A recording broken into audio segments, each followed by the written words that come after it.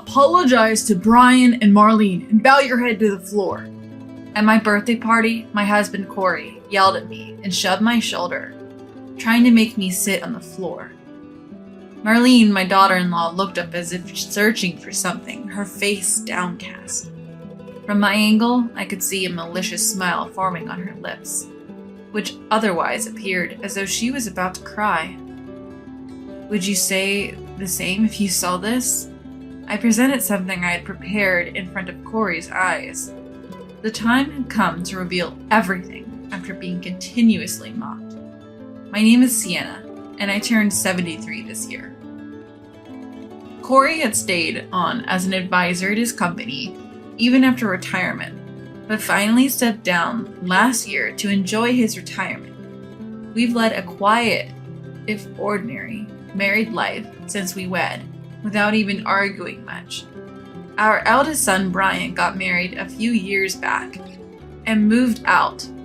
With our parenting duties complete and no other worries, life was good, though we're not exactly swimming in money. We've saved up a decent amount for our retirement. Living together with just Corey, there's really nothing we lack. We expected this peaceful life to continue. The change in our lives came with our eldest son and his wife moving in. Initially, they lived in a rental apartment, but they recently expressed a desire to live with us. True, Brian's workplace is closer to our home. Marlene is a housewife, so she doesn't have to worry about commuting. At first, Brian was the one who talked to me about it. Marlene has generally kept her distance from our home. It's not that we have a bad relationship, but something always felt off. Corey tells me I'm overthinking, but I can't help but feel it's women's intuition. However, this wasn't the first time the topic of living together came up. They had initially refused the idea when they first got married. Maybe back then they wanted to live independently. Now they've been married for a few years, and I have a feeling there's more to this decision to move in. I'm not particularly enthusiastic, but Corey feels differently. He's always enjoyed a bustling home and seemed a bit lonely since the kids moved out. He thinks that once our grandchildren are born, things will get even livelier. If Corey agrees, then I can't be the only one to oppose it. They decided to move in during the month when their apartment lease was up for renewal. With plans already this far along, Marlene has yet to pay us a visit. We're going to be living under the same roof, so it seems courteous to at least say hello. Marlene's ongoing absence makes me wonder if she's actually against moving in. In the end, Marlene showed up on moving day. She arrived with the movers. Let's get along from now on, okay? And when I smiled and said that, Marlene replied softly, Nice to meet you.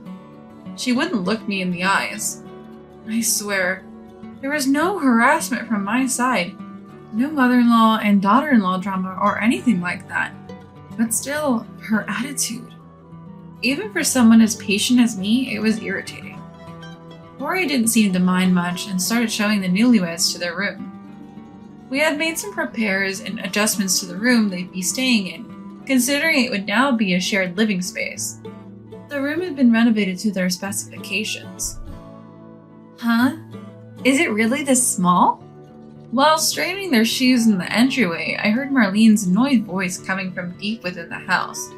Do you really intend to cram us into this tiny room? I can't breathe in here. Marlene raised her voice as if she were the victim. I quickly made my way into the house. Corey looked perplexed, scratching his head in front of a red-faced Marlene complaining about the small room. Small? This is one of the larger rooms in this house. It's even renovated exactly as you asked. What more do you want? I couldn't help but let my annoyance seep into my voice since Corey was taking heat.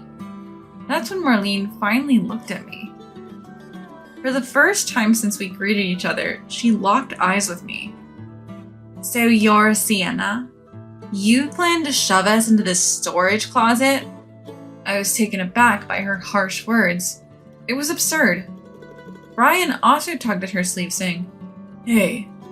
But Marlene was unstoppable. She started talking about how her family's home had rooms far more spacious than this, just for storage. She stressed how the stress came from the difference in lifestyle and standards between her family and ours.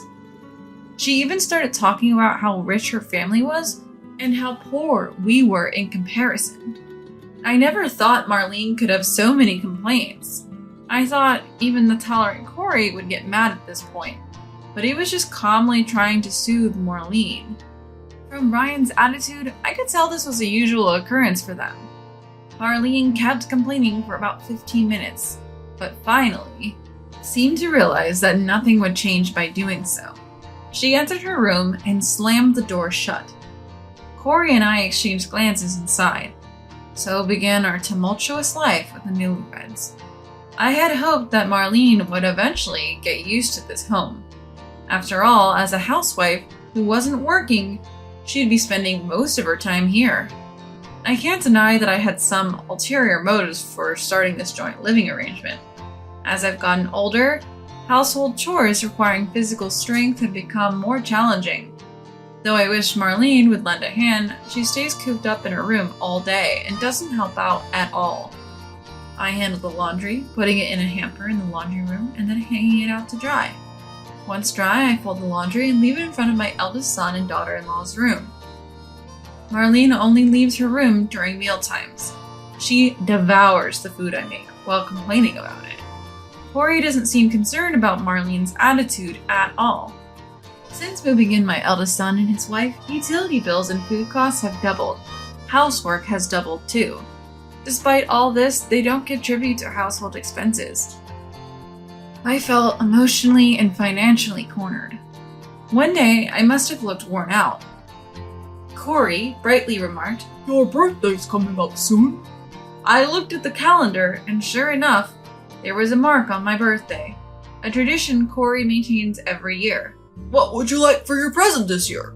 he asked. I sensed Corey was trying to cheer me up. I felt like I couldn't stay down in the dumps forever. Actually, there is something I want.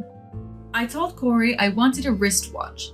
The one I had was broken, and when I tried to get it repaired, they told me the parts were unavailable. Even though I don't usually wear a watch, I feel uneasy without one when I go out. Corey seemed to remember saying, "Oh yeah, it was broken." "I look forward to your wristwatch," he said with a bright smile. Seeing that smile, I find myself smiling genuinely for the first time in a while. I decided to make an effort to avoid looking miserable or irritated. A few days later, I accidentally overheard Corey and Brian talking in the yard. It seemed they were planning my birthday gift, a wristwatch. I thought about leaving, but didn't want to draw attention to myself, so I stood quietly, blending into my surroundings. "Can you buy Mom's watch with this money? I'm not sure what women like, so consult with Marlene, and let's keep it under $1,000 so Mom won't feel overwhelmed." With that said, Corey handed Brian a bank envelope. Probably it has $1,000 in it. Brian checked the envelope and nodded. "Got it." I felt a bit guilty for eavesdropping, but they seemed unaware of my presence, and I left. That was quite a splurge for Corey, and I couldn't help but feel delighted. Marlene's snide comments didn't bother me that day. However, that evening, I accidentally overheard something unbelievable. That night, the wind was howling, making it hard to sleep. I couldn't fall asleep and thought about having something warm to drink. Careful not to wake Corey, I slid out of bed. As I walked down the hallway, I noticed light coming through a gap in the living room door. I heard voices talking. I tiptoed closer and saw my eldest son and his wife, Marlene, sipping beers in the living room. Not wanting to deal with them, I decided to go back to my room without my warm drink. Just then I heard Marlene say, "So, for Sienna's birthday gift." I froze and listened. "We know she won't appreciate the value of a watch, so I just got her a $10 one from some knick-knack store." Marlene chuckled. I couldn't believe my ears. I thought my son would scold her, but he joined in the laughter. "Smart thinking. We can use the extra money for a trip," my son added. I felt dizzy for a moment, surprised my son would say such a thing. And to top it off, they were mocking me, saying I wouldn't even notice it's a toy watch.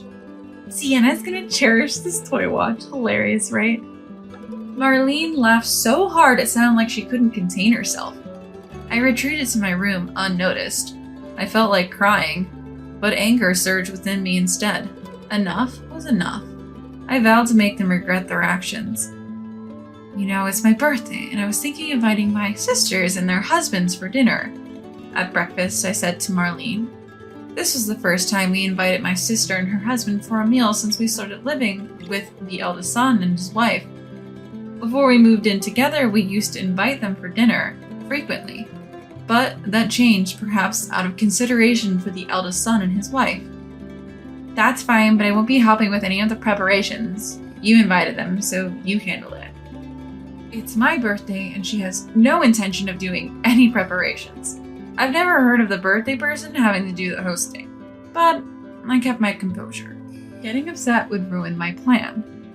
Sure, I'll whip up something delicious, I said, feigning enthusiasm. Marlene scoffed. You're really going all out for your birthday, huh? I heard her, but pretended not to. It's all for the birthday scheme. So here I am, in charge of all the preparations for my own birthday party. Cooking is a joy for me, so I'm not stressed about it. I was also looking forward to seeing my sister and her husband, Derek, who is an ex-military man. Derek's a straightforward guy who hates dishonesty. He's usually calm and kind, but as my sister often warns, you don't want to see him angry. They both get along well with Corey and are currently taking golf lessons together.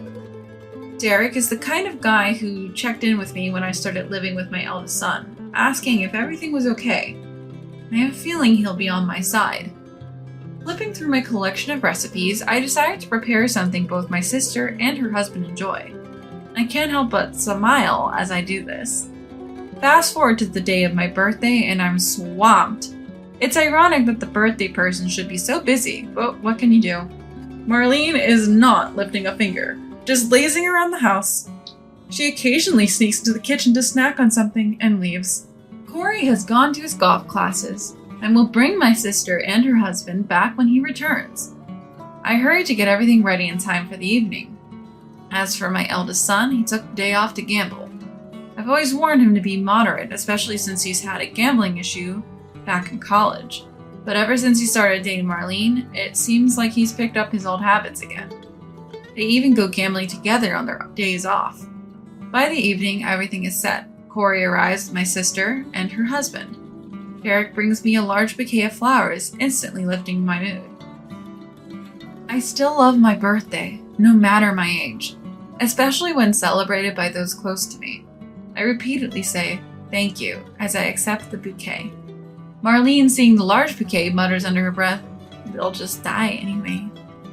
She meant for only me to hear it, and I quietly scold her, saying, don't be rude. Usually I let her comment slide, but not this time. She seems surprised, then clicks her tongue in annoyance. Her pretty face is spoiled by her pettiness. My sister greets me. It's been a while. Marlene immediately puts on a charming smile. My sister is so naive. She believes there are no bad people in the world and has no clue about Marlene's two-faced nature. We gather in the living room for the birthday celebration. I prepared a large table with all of my sister and her husband's favorite foods, as well as Corey's. I intentionally left out my son and Marlene's favorites. Marlene seems to notice this and whispers something to my son. Ignoring her, I start the birthday party by saying, thank you all for coming today. It always feels good to have your birthday celebrated no matter how old you get. My sister smiles and says, you never change, do you? Corey and Derek start sipping their wine. My eldest son and his wife remain sulky, silently digging into their meal. They occasionally nod or hum at our conversation, not really participating otherwise. As we near the end of dinner, my sister brings out a birthday cake from the fridge. I didn't prepare a cake myself, so this is a happy surprise. Although the number of candles is random, it reminds me of childhood birthdays I spent with my sister. We have a gift for you too. Take it as a present from all three of us, says Corey, nudging my eldest son. I catch Marlene, flashing a slight grin at that moment. My eldest son hands me a beautifully wrapped box with a ribbon. This watch you won, it cost around $1,000. Take good care of it, he says a bit arrogantly. Corey seems a bit annoyed by his tone, but keeps it in check to maintain the atmosphere. Thank you. It's a very expensive watch, I say, taking the ribbon box in both hands. May I open it? I ask Marlene, who smiles and says, Of course! She rarely graces me with such smiles. I carefully untie the ribbon and unwrap the box. Inside is a watch with a thin leather strap. I can instantly tell it's cheap. Even its secondhand wobbles. Is this the watch you picked out, Marlene? How lovely, I say, holding it up for her to see. I chose one that would suit you, Sienna. It's a lifelong item, considering the price. Marlene grins and replies, That's the last straw. How much more is she going to mock me? Without a word, I toss the watch in the trash. The room falls silent. How dare you! Apologize to Brian and Marlene. That's a $1,000 watch. They picked it out for you. Corey is the first to raise his voice. He grabs my shoulder, trying to force me to kneel. Marlene feigns tears, muttering, How terrible! I can see the corners of her mouth turning up in a smile. What do you have to say now after seeing this? I handed Corey a printout.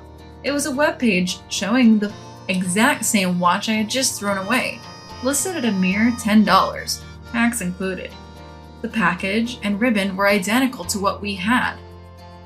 I know you wanted to give me a watch.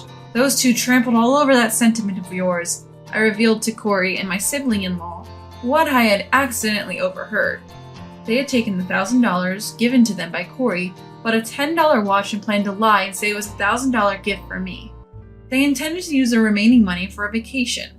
In the corner of the living room were a few brochures of hot spring resorts that had been set aside while cleaning. My sibling-in-law seemed to have noticed them.